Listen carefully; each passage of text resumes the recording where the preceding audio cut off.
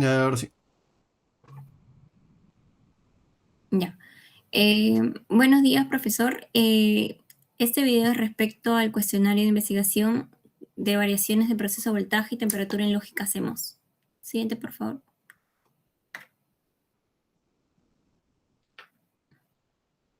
Bien, ¿cuál es el objetivo principal de este artículo? El objetivo es analizar y caracterizar el impacto de las variaciones de proceso, voltaje y temperatura en el rendimiento, consumo y robustez de celdas lógicas fabricadas en tecnología CMOS de 90 nanómetros. Se busca determinar las condiciones óptimas del diseño para poder mitigar estos efectos parásitos. Siguiente, por favor. Ya. ¿Por qué las variaciones de proceso, voltaje y temperatura son críticas en tecnologías CMOS nanométricas? La respuesta va en que los nodos de 90 nanómetros y menores, la tolerancia de fabricación, que se refiere a las variaciones de proceso como el dopaje aleatorio o la rugosidad de la línea, representan un porcentaje significativo de las dimensiones del transistor. El proceso afecta directamente al VTH y a la longitud efectiva del canal LEF. El voltaje, la caída de hierro en la red de distribución de potencia afecta el margen de ruido y en el caso de la temperatura altera la movilidad de portadores y el voltaje umbral, haciendo que el retardo de la compuerta sea impredecible si es que no se modela correctamente. Siguiente, por favor, compañero. Bien. ¿Qué problema específico se presenta en la tecnología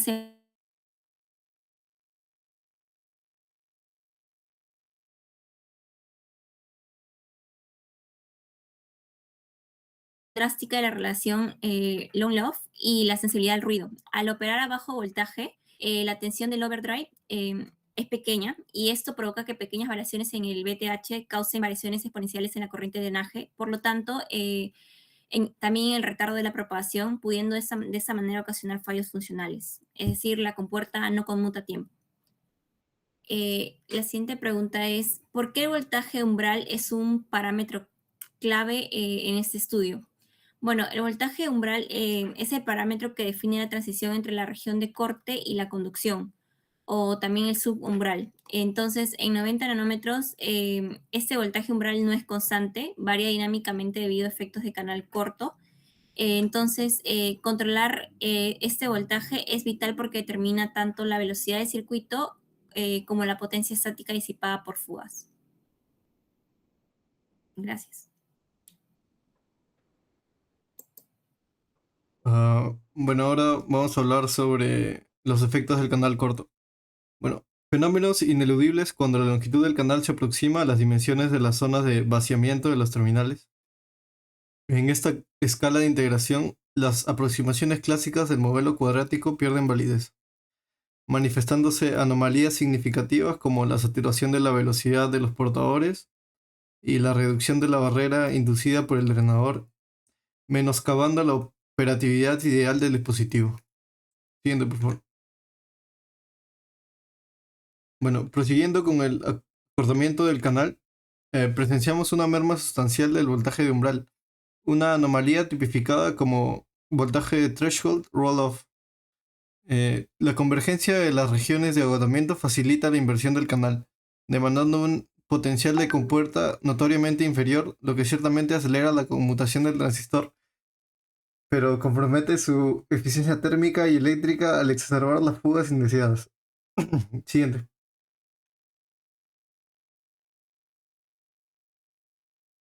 Bueno, consecuentemente, el predominio electrostático de la compuerta se deteriora drásticamente frente a la influencia del drenador.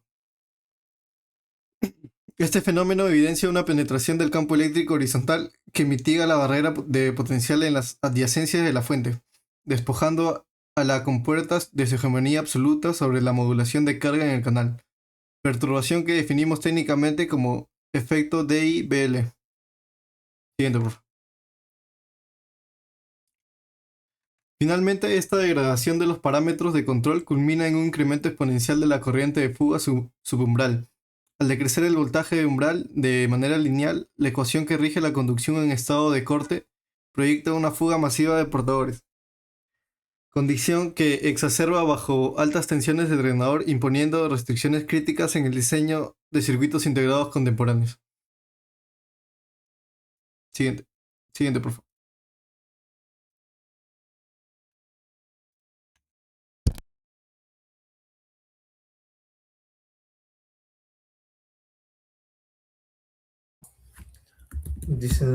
Dimensionamiento de compuertas. En una compuerta CMOS, el transistor NMOS conduce electrones y el PMOS conduce huecos. Físicamente, la movilidad de los electrones es mayor que la de los huecos. Esto significa que si ambos transistores estuvieran en el mismo ancho, el NMOS conduciría más corriente que el PMOS. Como consecuencia, el tiempo de bajada sería más rápido que el de subida y el circuito quedaría desbalanceado. Por eso es necesario ajustar la relación entre los anchos. Generalmente se diseña el PMOS entre 2 y 3 veces más ancho que el NMOS. El objetivo es equilibrar las corrientes de carga y descarga, lograr tiempos de propagación similares y centrar el voltaje de conmutación alrededor de VDD medios. Este equilibrio es clave para maximizar el margen de ruido y garantizar la robustez frente a variaciones de PVT. Siguiente diapo. El largo del canal tiene un impacto muy importante. En canales muy cortos como 90 o 100 nanómetros, aparecen con fuerza los efectos del canal corto. Entre ellos están la saturación de velocidad y el fenómeno de IBL, que reducen el control de la compuerta sobre el canal y disminuyen el voltaje umbral.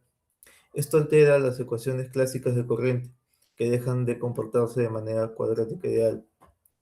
Como resultado, en 100 nanómetros el transistor es más rápido, pero también mucho más sensible a variaciones de proceso, voltaje y temperatura. El voltaje umbral varía más, la corriente de fuga aumenta y el comportamiento se vuelve menos predecible. En cambio, cuando el largo del canal es mayor o igual a 200 nanómetros, el dispositivo se comporta más como un transistor de canal largo. El voltaje umbral es más estable, el efecto de IBL es menor y las curvas corriente de voltaje son más predecibles. Esto mejora la robustez y el margen de diseño, aunque se sacrifica el área y la velocidad. Siguiente diapositiva, por favor. Eh, el artículo evalúa diferentes tipos. El inversor como referencia base, las compuertas NAND y NOR como bloques universales de lógica combinacional y la XOR, que es más compleja y representativa de circuitos aritméticos. En el caso del inversor, el análisis es más directo porque solo tiene NMOS y PMOS. Sin embargo, en una compuerta NAND, los transistores NMOS están en serie. Esto significa que sus resistencias se suman. Para compensar esa mayor resistencia y mantener la misma capacidad de descarga de un inversor, cada NMOS debe aumentar su ancho. La compuerta SOR es aún más exigente, porque su implementación incluye estructuras más complejas o transistores adicionales para mantener velocidad y niveles lógicos correctos. También requiere dimensionamientos mayores. Siguiente diapositiva, por favor.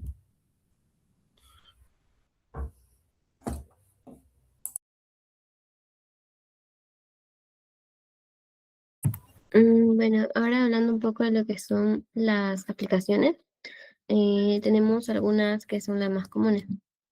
Por ejemplo, en los SoC de bajo consumo, como los que se emplean en los dispositivos móviles, el control de voltaje de umbral es clave para reducir lo que es el consumo sin comprometer la confiabilidad. Luego, en los dispositivos IoT, estos suelen operar con baterías pequeñas o incluso con recolección de energía, y es fundamental diseñar compuertas que funcionen a bajo voltaje y sean robustas frente a cambios de temperatura y procesos. Luego, en lo que es el diseño VLSI, se aplican al desarrollar lo que son las bibliotecas de celdas estándar caracterizadas en las distintas esquinas de PBT, lo que permite cerrar la temporización en sistemas complejos como procesadores y aceleradores. Y finalmente tenemos lo que es su aplicación en la electrónica automotriz y espacial, donde existen rangos térmicos muy amplios y condiciones ambientales severas. Es por ello que el diseño robusto frente al PVT es crítico, para poder así garantizar lo que es la confiabilidad y la seguridad del sistema. Siguiente, por favor.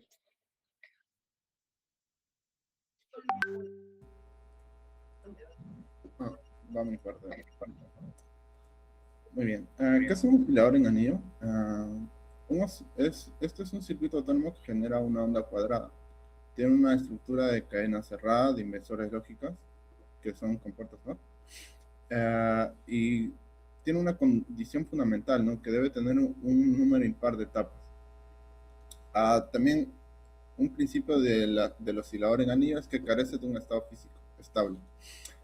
Este es uno de los circuitos generadores de reloj más simples de la microelectrónica. Físicamente es una cadena de compuertas no conectadas en bucle cerrado.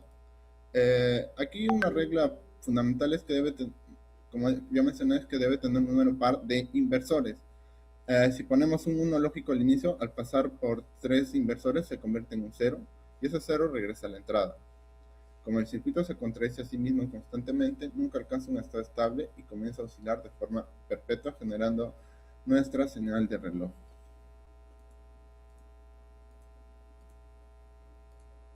Ahora, hablando de la dinámica y frecuencia de oscilación, aquí vemos el retardo de propagación, ¿no? Que es un tiempo físico que tarda el inversor en cambiar del estado.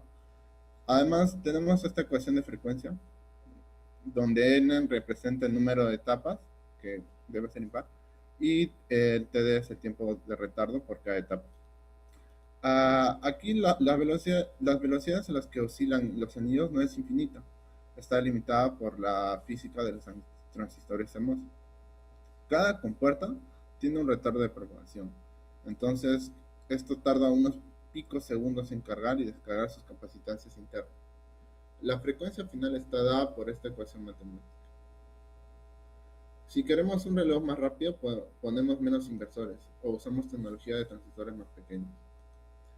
Ahora, como una breve introducción al comportamiento anómalo, a veces en la microelectrónica siempre suele ocurrir este tipo de problemas, ¿no?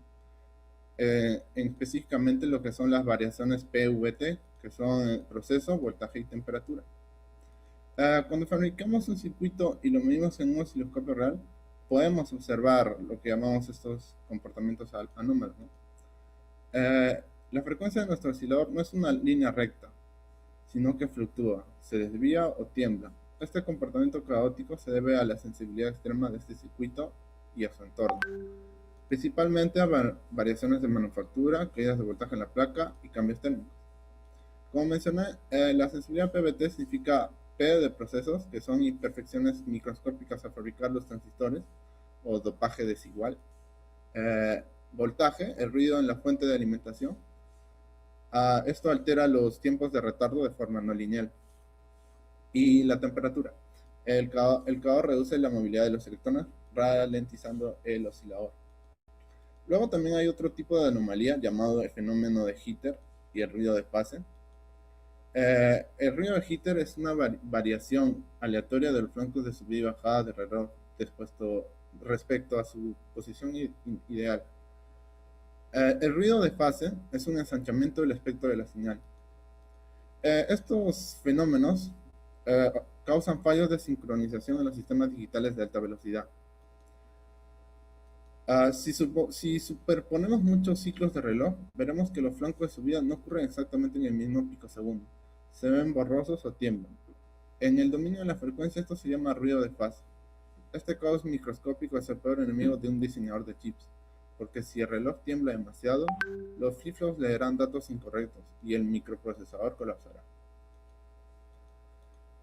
Para concluir, uno pensaría que este comportamiento errático hace inútiles a los osciladores en anillo.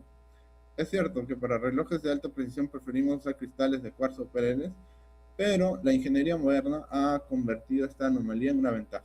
Utilizamos el caos de jitter térmico para construir generadores de números aleatorios verdaderos para encriptación criptográfica y usamos las variaciones microscópicas de fabricación para crear PUFs que actúan como huellas dactilares únicas e inclonables para cada chip fabricado.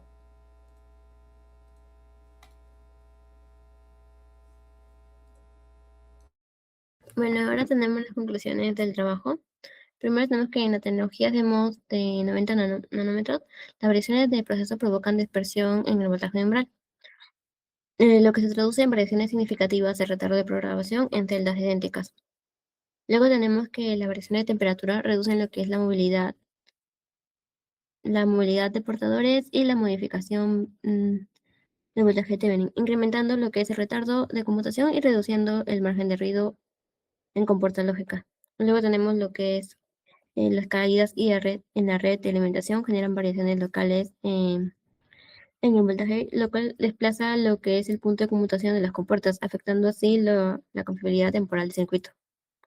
Siguiente, por favor. Luego tenemos que el dimensionamiento inadecuado desplaza lo que es el voltaje de comunicación fuera del rango, reduciendo así el margen de ruido y aumentando la probabilidad de un error lógico. También en compuertas como los transitorios de serie NOR o SOR, el incremento del ancho efectivo es necesario para compensar el aumento de la resistencia equivalente y mantener lo que es un retardo dentro de lo que se especifica. Y por último tenemos que la reducción excesiva de largo canal intensifica efectos de canal corto, incrementando así lo que es la corriente de fuga y la variabilidad de retardo. Gracias.